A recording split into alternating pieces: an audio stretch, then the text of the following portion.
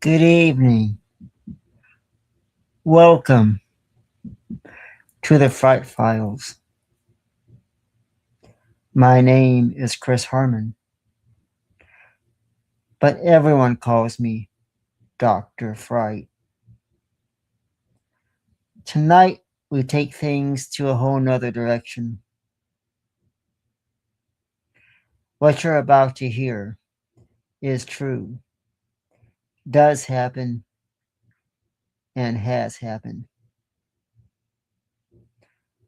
Some of you might know these things as UFOs. Some might call them UAPs. They're out there.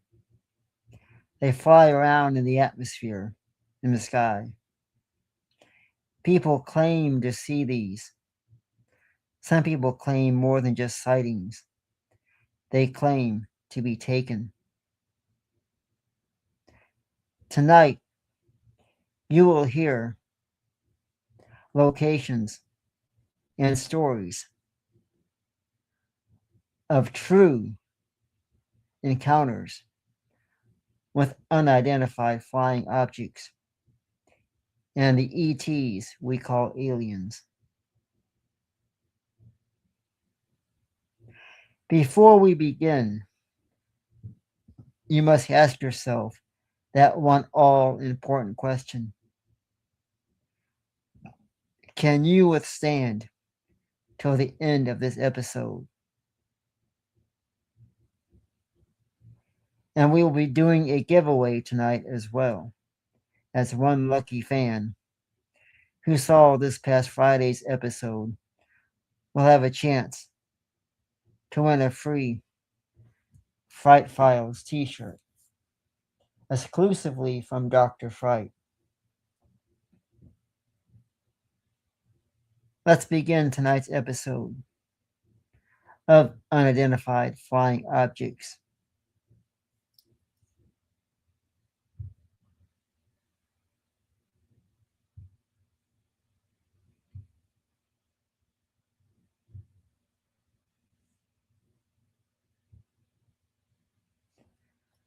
Our first sighting comes from O'Hare International Airport, 2006. On November 7th, United Airlines employees spotted a dark gray saucer hovering over gate C-17 for 5 minutes.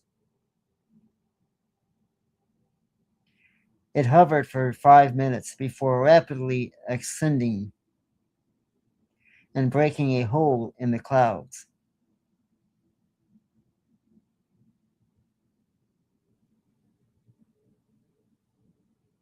Shag Harbor, Canada, 1967.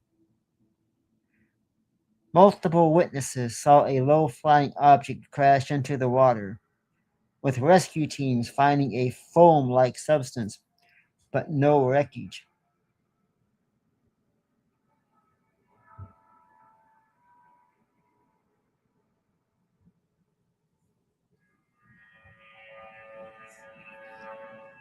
Rendlesham Forest, UK, 1980, known as Britain's Roswell. U.S. Air Force personnel stationed at Wright Air Force Base, Bentwaters, observed a metallic triangle craft maneuvering through the trees.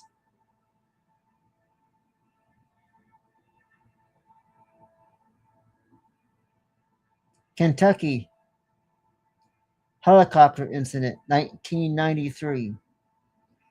Police offer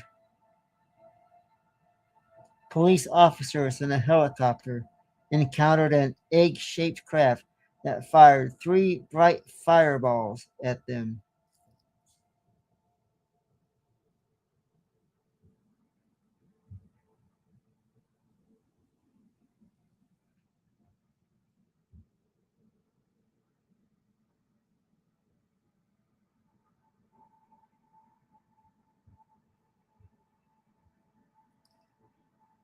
Hudson Valley, 1980.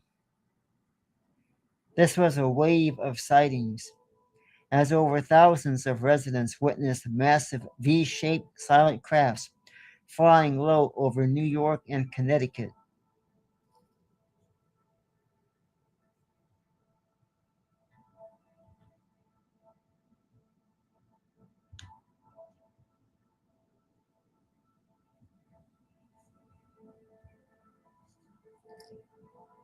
Maury Island Incident, 1947.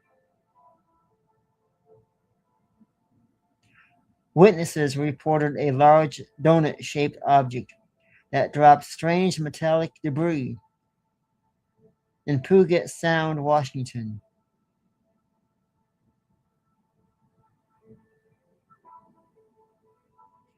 Fairbanks, Alaska, 2016. A security guard watched a brilliant, fast-moving, and non-conventional craft form triangle in the sky, a report that stood out despite nearby Army base activity.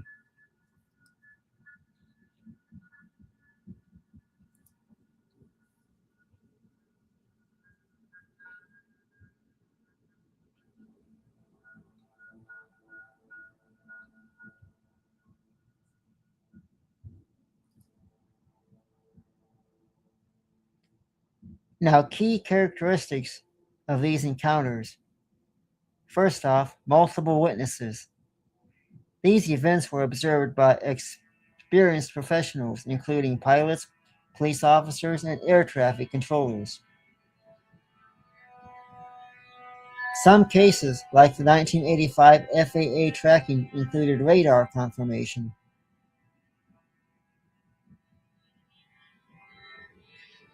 And facts to know, UFOs frequently demonstrate rapid acceleration and silent operation, unlike known craft.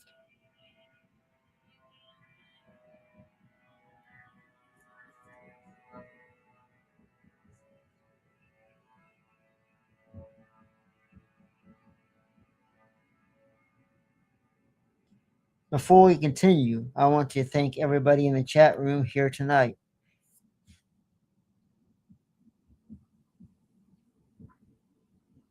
And now we take a little turn for the deeper side of the UFO encounters.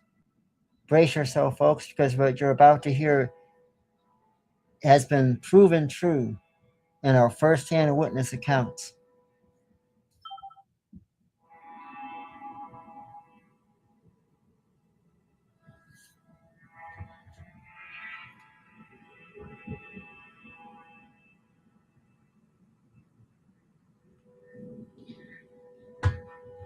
Number 9, we're going to start with 9, because this comes in from the Cayenne helicopter incident, 1973, Ohio, U.S. The Cayenne helicopter incident is a well-known UFO sighting that took place in Ohio, 1973. According to eyewitness accounts, a U.S. Army Reserve helicopter was flying over Mansfield, Ohio, when it encountered a strange cylindrical object that was reportedly hovering in the air. The object was described as being over 100 feet in length and having several lights on its surface. The helicopter crew reported that their instruments was affected by the presence of the object, and it appeared to be maneuvering in a way that defied laws of physics.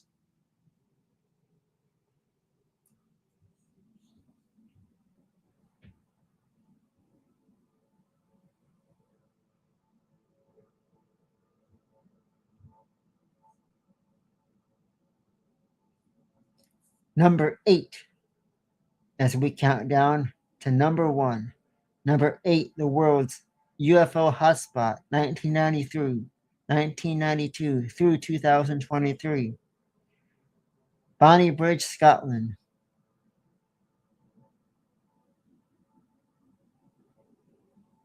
This is the world's UFO hotspot with more than 6,000 sightings, and residents are demanding to know why local counselor Billy Buckman wants a government investigation. It is military. Is it? We don't know, but we demand to know. UFO experts have descended on Boney Bridge, but no one can explain the alien crop circles or sightings that began in 1992 when motorists reported a craft floating over the road nestled between the dark rolling mountains and misty glens.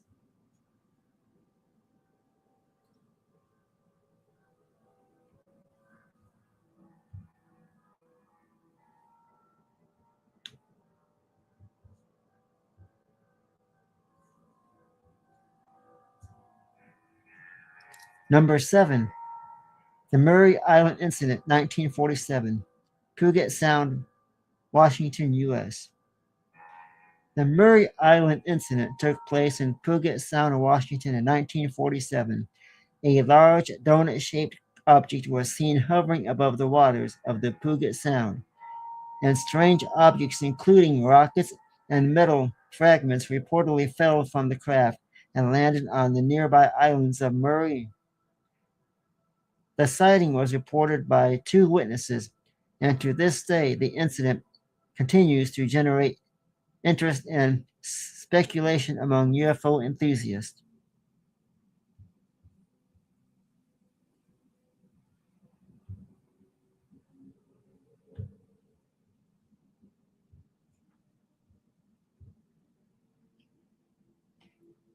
Number 6, the Lake and Heath Bentwater Incident, 1956, England, UK. As spooky incidences go to the Lakeneath Heath Bentwater incident is right up there. The UFO sighting took place in England, 1956, when a series of strange lights were seen in the sky over the Bentwater and Lakenheath Air Base. They were described as being large glowing objects that were flying at high speeds and performing unusual maneuvers. The sighting was reported by multiple witnesses, including military personnel. It remains one of the most mysterious and unexplained UFO sightings in Europe.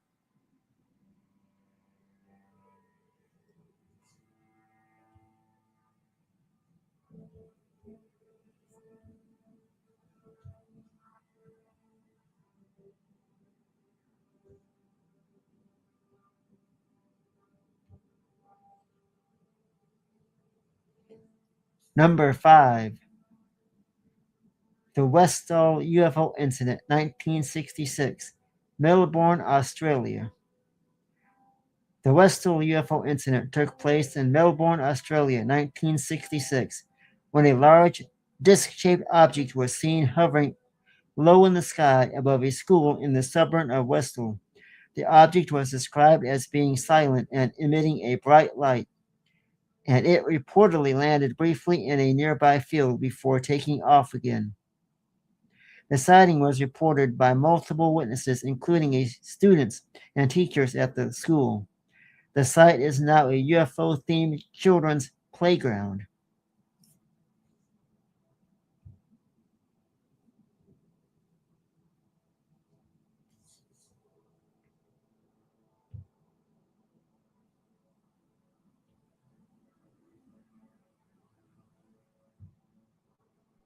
I want to thank everybody in the chat room for coming here tonight and enjoying these as we count down to number 1. The number 1 UFO sighting. Can anybody have an idea of what they think the number 1 sighting is? I personally have an idea what it is. Let's see if everybody in the chat room can figure it out as we move on now to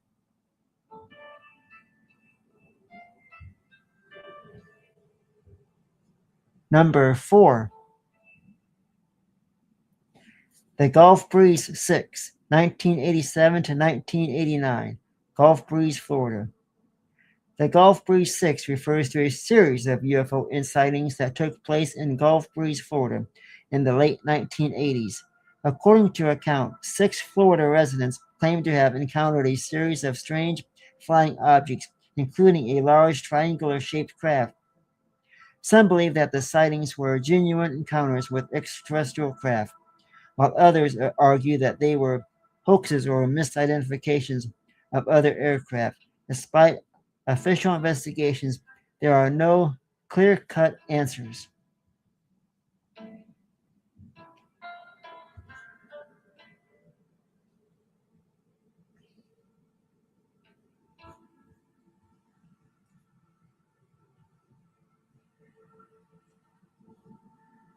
Now, folks, I am a UFO field investigator for MUFON, the Mutual UFO Network.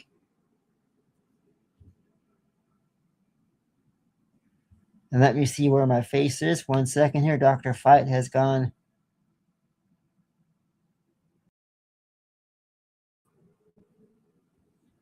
Here I am. As I stated, I am a UFO field investigator. I've investigated hundreds of UFO sightings, from misidentifications to the real thing. I also work in another area of MUFON where I work with people who have first-hand contact, some cases on a daily basis. And I can tell you for a fact that UFOs and extraterrestrials are real. They do fly around our atmosphere. Which brings us to our next encounter, number 3, as we count down to number 1.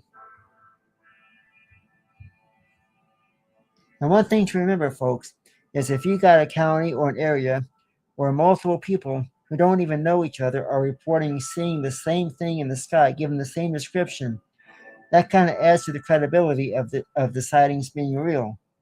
In fact, check this next sighting out. Number 3, the Rendlesham Forest Incident, 1980, Suffolk, UK. The Rendlesham Forest Incident took place in England, 1980, near the joint US-UK military base of RAF Bentwaters and RAF Woodridge. According to eyewitnesses, military officers encountered an unidentified glowing object in the forest, which they described as being metallic and emitting a bright light. They also reported strange symbols etched on the object's surface, and they claimed that they experienced a range of physical and psychological effects after the encounter. Despite an official investigation by the military, the Rendlesham Forest incident remains unexplained.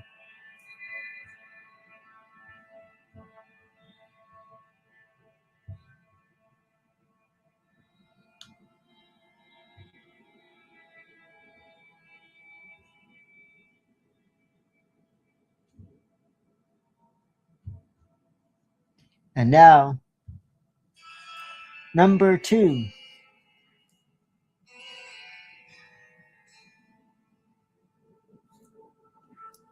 The Phoenix Light Incident, 1997, Arizona, USA. This is a pretty well-known case, and I think everybody will get enjoyment out of hearing this, because in 1997, and some of you who are in the chat room or are watching this, you may have actually seen this yourself. If so, come in the chat room in our next upcoming episodes and let us know. So here we go. 1997, multiple witnesses reported seeing a large triangular object flying over Phoenix, Arizona. The object was described as being massive in size, silent, and emitting a series of lights.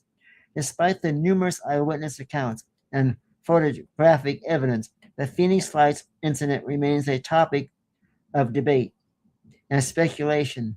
Some believe that the object was a secret military aircraft, while others believe that it was an extraterrestrial spacecraft.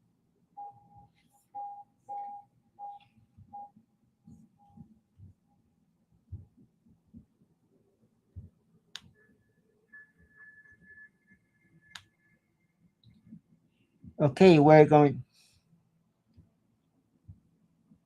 to take a brief break. When we come back, we will count down the final encounter, the final UFO story and incident. Can anybody in the chat room guess what the number 1 incident is as we return?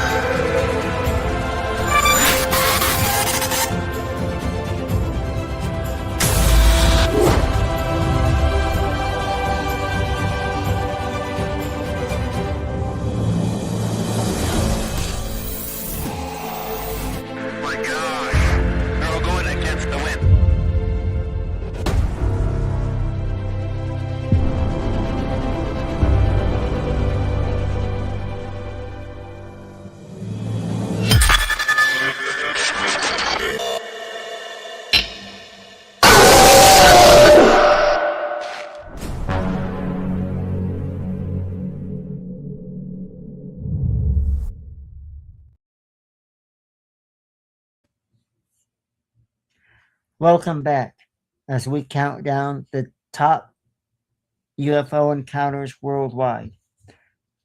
Let's recap everything that we've learned so far. The O'Hare International Airport, the Shag Harbor Incident 1967, the Rendlesham Forest, UK 1980, Kentucky Helicopter Incident 1993,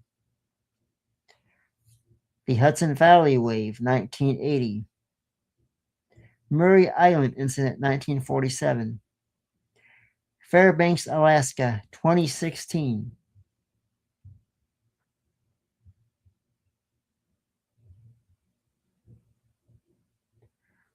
then we had the top 10 UFO encounters, the Cayenne Helicopter Incident 1973, Ohio, USA, the world's UFO hotspot 1992, 2023, Greenbridge, Scotland,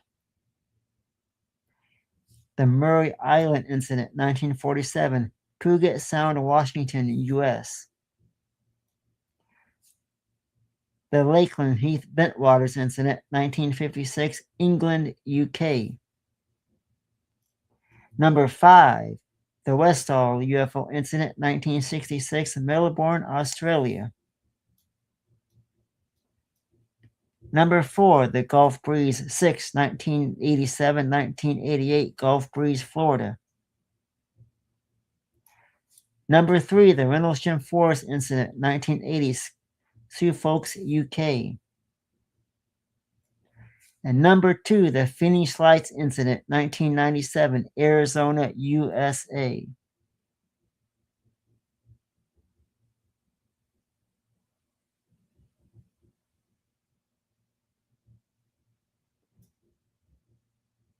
And now we brings us to our number 1 UFO encounter that we are going to be discussing here tonight.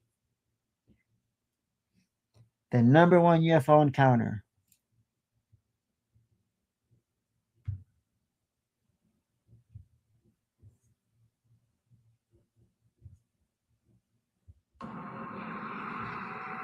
Number 1, we're not crazy, pilots tell you Yellowknife air traffic controllers in 2023. Canadian air traffic controllers and pilots couldn't identify 2 white lights moving in a circular pattern reported over Canada's Northwest Territories in 2023. Good evening. Just wondering, do you get 2 planes?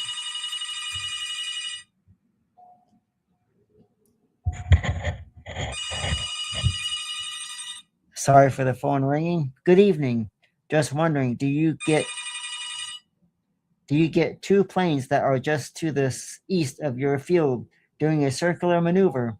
A crew member aboard a Canadian North flight headed to Yellowknife, Northwest Territories asked air traffic controllers. It was just before midnight, January 29th, 2023. Negative. I have no reported traffic in the area. The Yellowknife air traffic controller replied, do you have a visual on something? The crew of the twin Canadian North aircraft responded somewhat hesitantly, somewhat. Yeah, we're looking at 2 lights dancing around here to the east of your field. They're above us. I don't know what, but they're above us.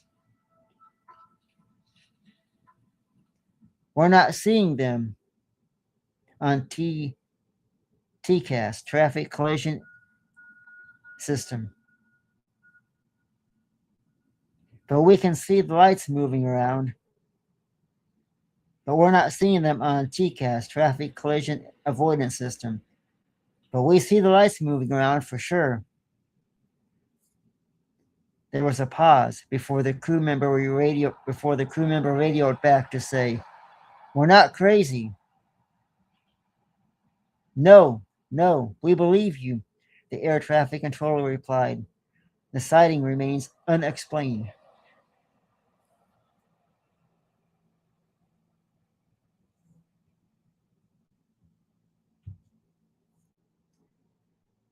We hope you enjoyed the UFO encounters that we discussed and the sightings we discussed here tonight. Dr. Fright is very pleased to have everybody here with us.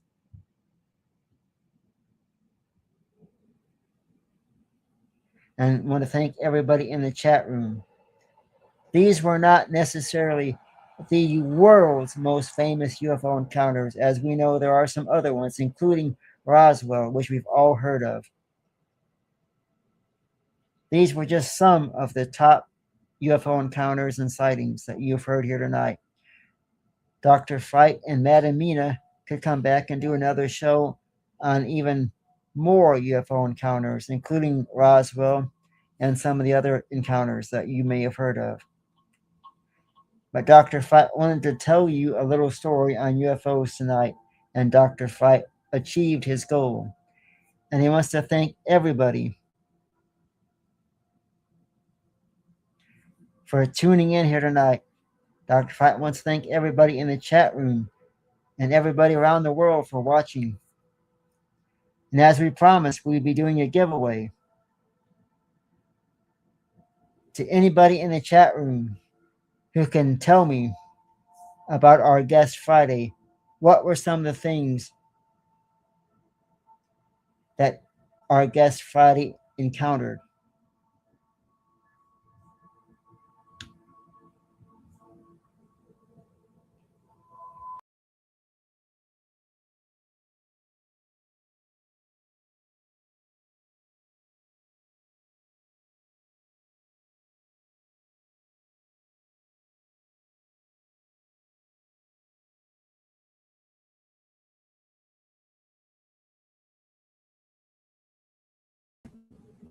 For everybody in the chat room who can tell me about our guest Friday, some of the things he encountered, some of the plane rides he had, where he saw some of the most amazing evidence, including Noah's Ark.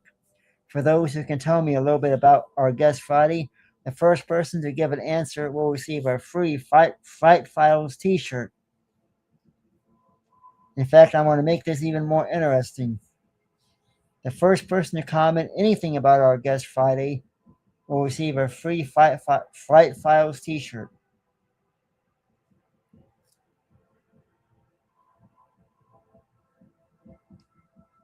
I'll be looking over the chat room over the next couple of hours, and I want to thank everybody for coming out here tonight. Everybody for coming to see Dr. Fright. Madam Mina could not make it here tonight, but Dr. Fright is here. I want to thank everybody. And the free t-shirt is still open to anybody in the chat room who can make a comment about our wonderful guest Friday. If you have not seen the episode, please go back and watch Friday's episode. It was widely popular, well over 700 viewers so far. With that being said, this is Dr. Fright. Yes, we have a winner in the chat room. Derek has gave us the correct answer, as Derek states. Discussing horror, urban legends, or cryptic like Bigfoot. Yes, Derek, that is correct. And you, my friend, will win a free Fright Files t-shirt. Please send your contact information to my email address listed down below in the banner, and you will receive a free Fright Files t-shirt mailed directly to you.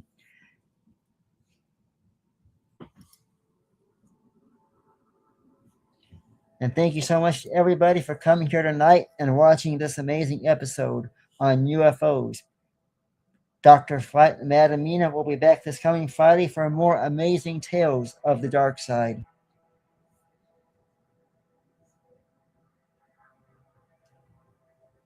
Now it is time for Dr. Fright to go back to the depths of hell and find his resting place. Until Friday, stay frightful.